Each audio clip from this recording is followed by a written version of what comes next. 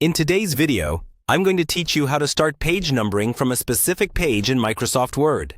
This is really useful when you're working on documents like reports, theses, or essays where the first few pages, such as the cover page and table of contents, shouldn't be numbered. But the main content should start with page 1. First, open your document in Microsoft Word and scroll to the page where you want the page numbers to begin. For example, if you want a numbering to start on page 3, scroll down and click anywhere on that page so Word knows this is the starting point. Next, we need to separate the front pages from the rest of the document. To do that, go to the Layout tab at the top of Word. Then select Breaks and choose Section Break, usually labeled Next Page. This tells Word that everything before this point is one section, and everything after is a new section where we can have different page numbering. Now, double-click in the header or footer area of the page where you want numbering to start. This opens the header and footer tools. You'll see an option called Link to Previous. Click that to turn it off.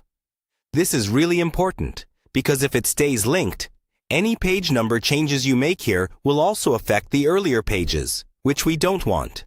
With the header or footer still active on that same page, go to the Insert tab, then click on Page Number. Choose where you want the number to appear, such as at the top or bottom of the page, and pick a style that matches your document. Word will now place page numbers starting from this section. By default, Word might continue numbering from the earlier pages, so we need to change the starting number. Go back to Page Number, then choose Format Page Numbers.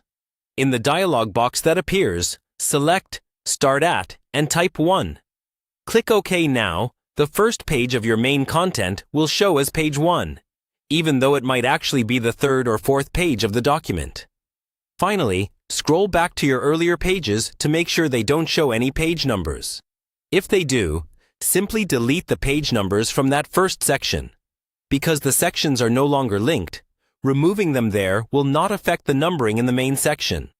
Once everything looks correct, click Close Header and Footer. Your document is now set up so that page numbering starts exactly where you want it.